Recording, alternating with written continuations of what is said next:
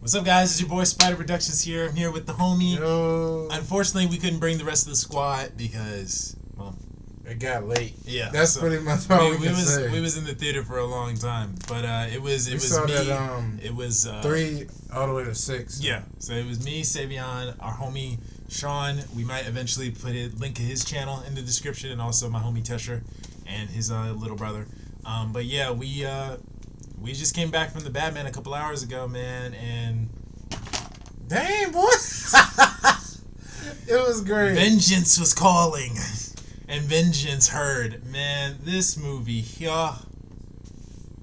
I'm probably biased, but I would have to. This movie gives Dark Knight a run for its money. It does have some moments that I can say kind of, but I mean overall, great. Perfect. I say when it comes down to it, it's all about what you like more from each movie. Yeah. Like I know some people like to just like when it's a new iteration or like a new character, they so quick to put it. It's all about what you like more. Yeah. Like if you like it more, I don't care.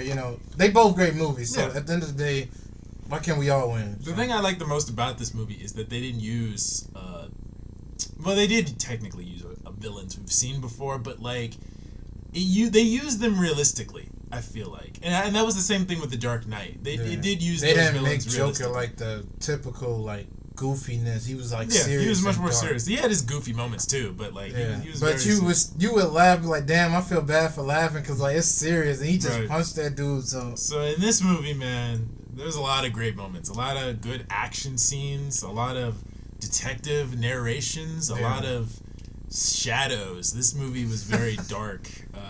There's only 2 or 3 scenes that was either in day sunlight or it was like sunset and like one day. Yeah, it was like But overall, I definitely enjoyed it. This was a movie that focused more on Batman than it did Bruce Wayne.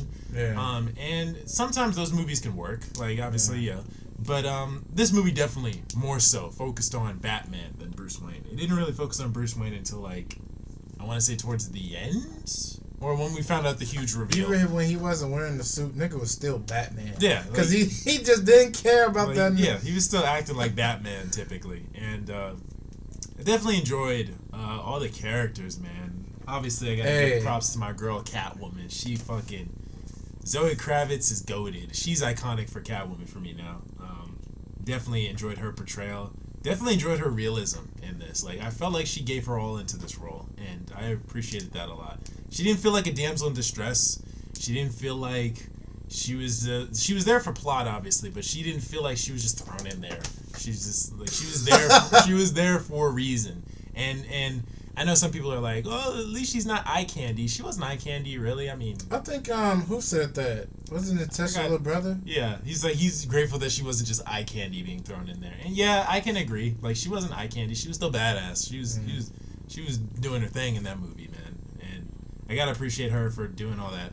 I did hear, I don't know if the rumor is true that she's getting her own series or something. But yeah, like I said, that's still rumored. Like nothing's confirmed. So if it is true, I will definitely. I keep telling people I will. He said he got plans for sequels, but he waited until this movie does good because like I said, if you keep planning ahead, you don't I get that it's Batman, but you always want to be careful how you approach a series. I'm just curious if they do a Catwoman series. Yeah. What's that gonna be? But I think that'd be good though, since she's going off on her own thing. Mm-hmm. So I guess we'll see. But yeah, I definitely enjoyed that. Oh, bro, we gotta talk about Jim Gordon. Gordon was goated in this movie. I wasn't really upset when I heard that Gordon was race swapped. To be honest, I wasn't really. I don't know. I love Gordon, don't get me wrong, but it didn't really bother me when he was race swapped. I know some people are like, they did it again. They race swapped another character. But I mean, as long as the character's written well, I don't really care. I feel like he could still be accurate to Gordon still felt the same to me, even though he was black. Yeah. I didn't really care. He was black. But you don't know what made me laugh the most? Jim Gordon was literally us throughout the movie. Hey, man. Why was he talking to Batman like that? That's so funny. Bro. So we might get into some spoilers here and there. So this will be a spoiler review. Yeah, let's just make it spoiler. So when after that councilman DA dude died from that bomb neck thing, the cops just had Batman just in the damn precinct, and they was like trying to take his mask off. This dude was so quick, got up and was throwing cops around. It's like, nah, don't touch my mask, boy. Like, he was throwing cops around, bro. And then even when the dudes tried to do it behind his back, he was like, nah, you wanna know what would have been funny? You remember in The Dark Knight when Bale didn't want to kill the Joker with the bat pod, and then when he tried to touch I think it was one of the goons. He tried to touch it and he got in tased. this shot, and it's like, bro. I think it's because he didn't really.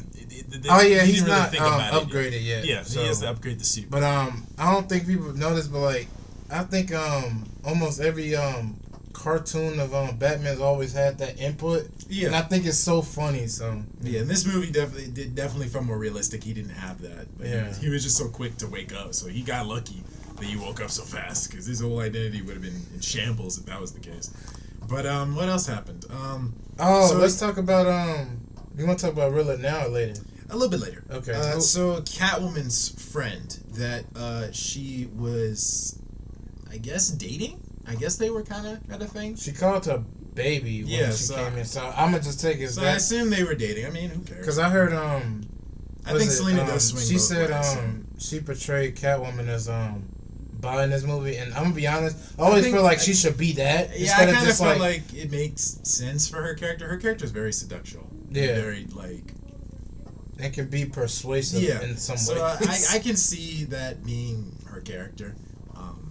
So I'm not entirely. I wasn't really upset. I didn't care. I was still invested in the story. Yeah. But so her I guess like person she was keeping in hiding because she was with what was the name? The DA guy who was with the family, who had his family, but obviously was cheating. So she was keeping her in hiding, and I guess she got kidnapped by Falcone, and Bruce was trying to figure out where this woman was, and then they decided to work together to try to find him.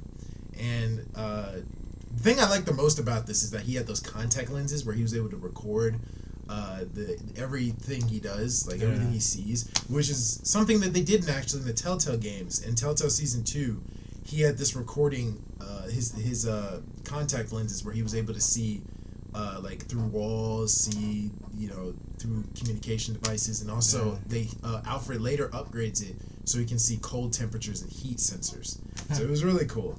I like that they incorporated that in this movie. It shows definitely his detective skills and how thorough he thinks. Because he even says in the movie that he can't remember everything, so he writes down everything he does that night in his notes, and then records it. So he writes down everything he sees, so in case he needs to go back to it, he can do that, which that's more realistic, honestly, because you just expect him to know everything. That part of the movie reminds me of what's that Nolan movie? I think I told you about it. It's this it's called Memento, and this was like right before he did I think a couple of years before it begins. But this guy I can't remember the whole movie, but it's just like how Bruce can't remember it. Mm-hmm. But in this movie, this dude, I forgot how he got memory loss, but like he has every day. Every time the day repeats, he loses memory from the previous day, because he was investigating this dude, and he had to keep taking notes. But I don't know how to explain it, but we'll have to watch it soon on your channel. But it's like something like that. Like every time the day repeats, he kept taking notes so he can remember what he was investigating or something. So. Okay. You want to talk about Penguin? Penguin. Definitely really liked Penguin in this. He felt typically like he didn't feel like a rat to me. He felt like he was more so the mobster gangster type of Penguin. Which I actually like. Yeah. I can't be honest. I'd say other than Gotham, I like that he felt like a threat. Yeah, like because Penguin and Gotham did. Because at first you didn't really see him as a threat, and then over time he developed. Because remember he was a henchman, and then I love his progression throughout the series. And I was like, bro, that's real gangster. Dude started right here, went all the way. He went from being a goon and then a rat, and then being the king of Gotham in the crime world, then becoming the mayor of Gotham. He leveled all the way up in that show. But in this, I felt like he wasn't like I can't see this version of Penguin be like a typical thug for hire or a henchwench or whatever the case may be. Like I feel like he always had a seat at the table in some sense. Yeah. Which is good and bad because it kind of loses all the progression that his character could have. But since there is rumor that he might have a show, it might flesh that out. So nah, the show confirmed. Oh, it is. Yeah, so the one that wasn't confirmed was the Catwoman joint. But yeah, I definitely want to see Gordon now. I want to see his show based on this movie because it was really good. Gordon's show or GCP, basically what it is. It's pretty much the prequel. Yeah, it's prequel to the movie. So best believe we'll see Batman in that too. I'm pretty sure. We'll probably see his because I'm gonna be honest, bro. If they just do the show and no Batman, I'm like that's a little weird. Like I feel like they want to focus on Jim. They're probably gonna do what Gotham couldn't do, was focus on Jim Gordon more so than Bruce, because everybody just liked Bruce after season 1, and they just wanted more of him as the series. I'd say he got better around. I think it was like after season 3, because remember Jim Gordon was like heavily focused on early. Yeah, it's when the kids start getting older and better at the acting stuff. That's when they started focused on him. Yeah, once they because it was still his story, but it was focused on Jim's side. So it was more so focused on Jim because they was the main focus. But I would say Bruce kind of stole the spotlight sometimes. But I still feel like it was those two. So. But yeah, I definitely enjoyed Gordon a lot throughout this movie. I was really invested in his character, and I appreciated that. Same for Penguin. Catwoman, obviously, I enjoyed. Now Riddler, I will be honest. Gotham, the show, definitely made me appreciate all the villains. So I kind of was going into this movie with that type of Gotham mindset.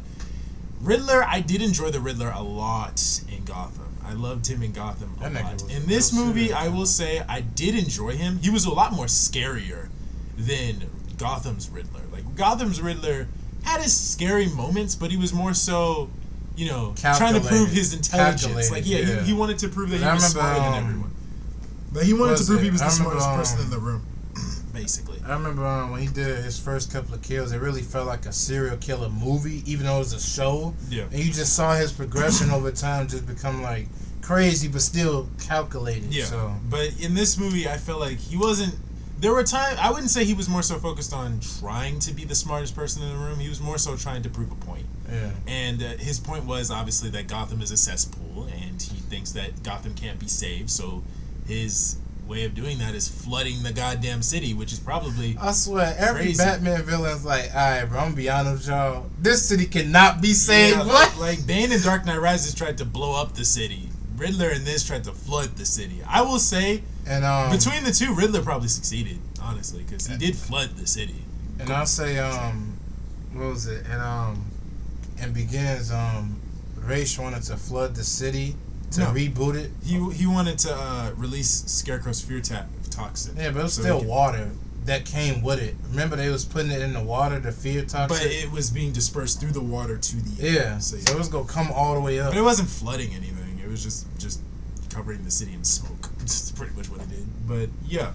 I definitely enjoyed that, at least in this movie. The villain won. I'd say I did kind of want more of him. Because, because I felt like he was in the movie, but I kind of wanted more of him. But I liked how they used him because, like, he's not a physical threat. He's What do you mean you want more of him? Like, I wanted to see more of him because I felt like I don't know. I just wanted more. He was good. Like, I don't know if that makes sense. Yeah, I feel like because I remember when he got captured, I thought that was gonna be somebody else. Like, I didn't think he'll actually get himself caught. Because remember in the trailer, we was like, that can't be him. Like, it got to be like a twist to it. I mean, the twist was like, yeah, you think you captured me, but nah, I'm gonna flood the city. But yeah, I could see that. Like, I wanted more of him. Yeah. But yeah, the whole point of Riddler is that he's not supposed to be a physical threat. He's just supposed to be like, the smartest one in the room. And I think that was good for this movie because it's like it forces Batman to be much more into his detective roots and much more smarter as well. And there were a lot of riddles that he solved in this movie. When the DA guy had the neck around the bomb neck, and he was like on the FaceTiming him, basically asking him all these riddles, and he's like, "What's riddle is this? Justice." The answer is justice. He's like, "What's this? This?" And it's like, he's just answering it. But yeah, that dude was willing to die to keep that information secret. Like, dude blew himself up. It's crazy. But yeah, I definitely enjoyed all the villains in this. Even so for Falcone, I'm not gonna lie, it was hard to really like it was hard to take him seriously because I've seen him in Transformers. My lord! And that dude is hilarious in that movie, especially in the second one. That movie, I know people don't like that one, but that movie is hilarious. I love that movie, and he was just a fucking clown in that. This gonna turn into a Transformer review. Hold on. So it was hard to get away from that, but once he got into character and got into scenes, I actually could see him as Falcone. He did have his moments where he was comedic, so it kind of worked for him. But yeah, I didn't see Falcone as a physical threat though. That's kind of the thing I wished, because seeing Falcone in other things like Batman Year One, the Dark Knight trilogy, Gotham, probably whatever else he was in. Yeah, I just said Gotham used him the best as Falcone was he wasn't very, a physical threat. It was more so just his presence over the city. Like he was very intimidating and very scary, and you needed to have calculated ways of taking him down.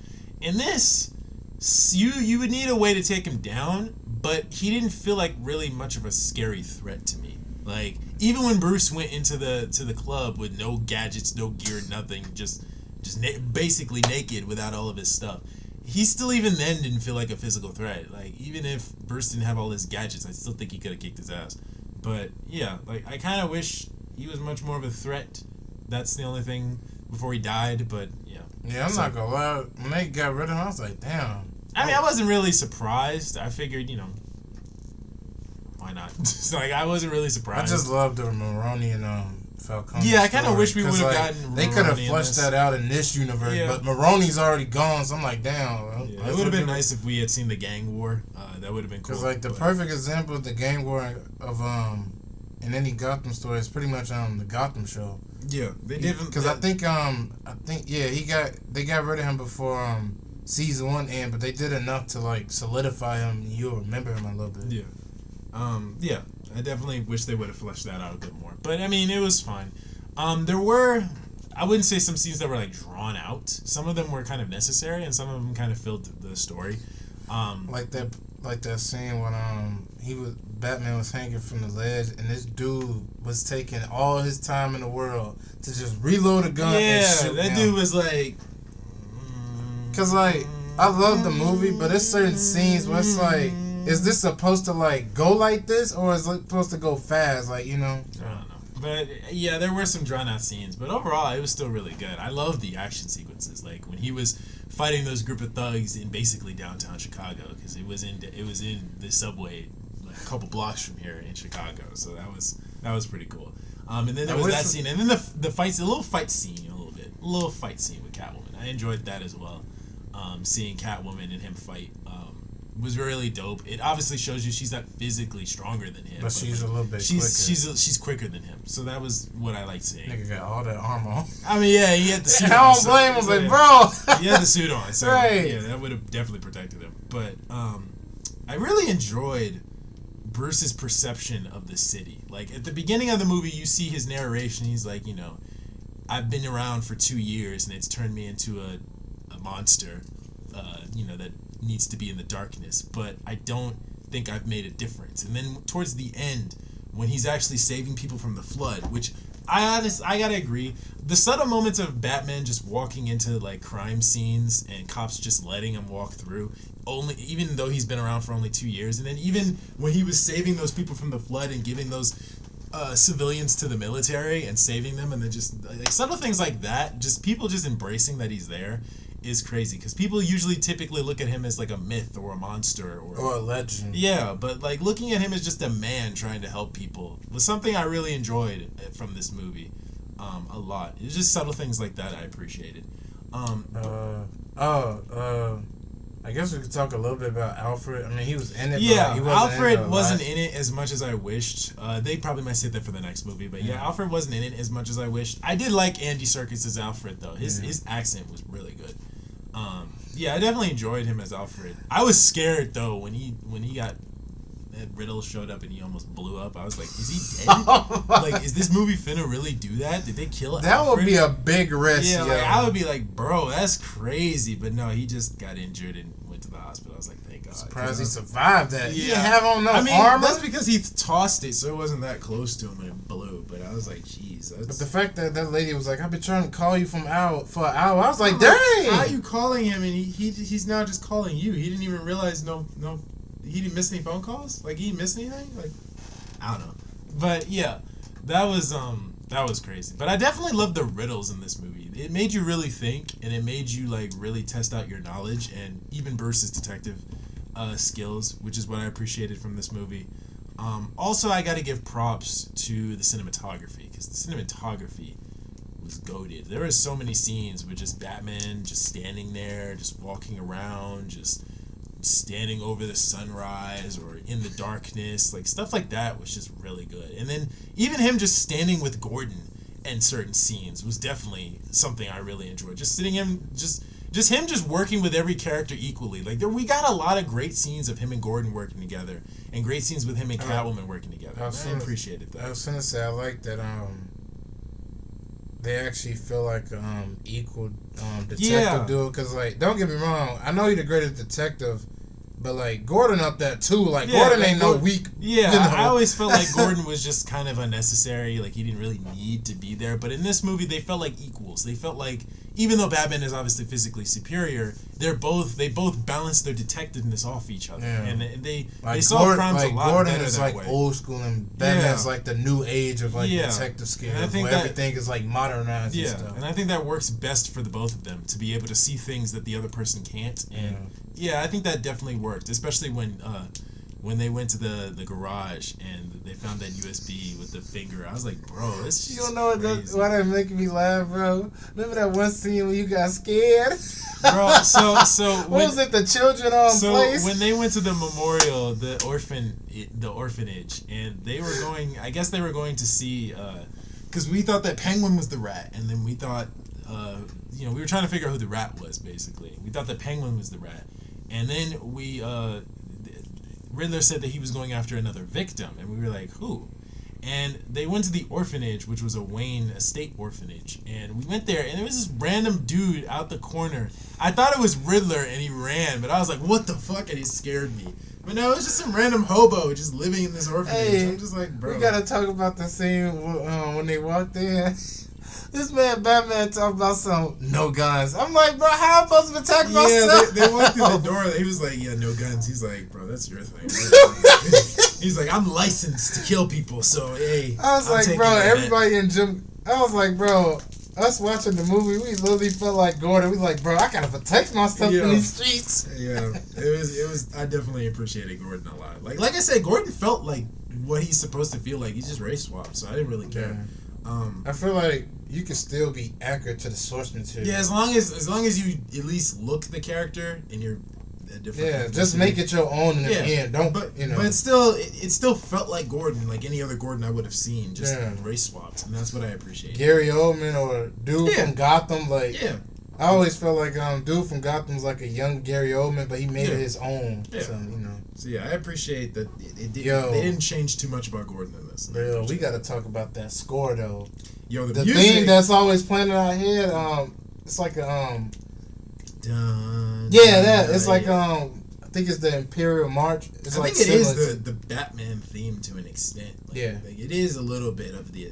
It's like a portion of the theme, but it still felt like a Batman theme, like a vampire. I think it's a portion of the original Batman theme, and they just made it just that single note. But I mean, first heard it, bro, I was geeked. I'm sorry, bro. We heard it a couple times throughout the movie. Oh. But it makes sense because the guy who did the theme is I think is the same guy who did Spider-Man No Way Home, so it makes sense. Of course, he's on a winning streak lately with the themes because he's killing it right now. But I think this is the W that DC needed, because DC, I feel like, has only been doing good right now as far as like the live action shows. Some of the live action shows are doing good, and the animation stuff they're doing good at. I will say here and there, Suicide Squad was really good. Peacemaker is really good. Put the door in front of it. They go think you talking about. Nah, let me stop. But Zack Snyder's Justice League, I would want to count that, but because it was on a streaming service and because it was not really a movie that really connected to anything else moving forward, unfortunately. But DC needed a W, and I feel like you say Shazam and Aquaman was W's, or they was like they were. Good? I think it was just because I was coming off of the fact that they changed Justice League completely around. It was difficult for me to really like get used to the change. But yeah, I did love Aquaman and Shazam. Don't get me wrong; those were great movies. Especially Shazam. Shazam was more so like if you just want to sit down and have a good time movie. That was definitely if you didn't had no knowledge of a character, just watch that. But seeing this movie, this is the W that DC needed. I feel like this is the W that DC needed, especially to start off this year because we're getting like 3 other movies coming out. I pray they keep this streak. Yeah, because we're getting 3 other movies coming out this year. We get Black Adam. I've been more excited for their phase so far than the MCU.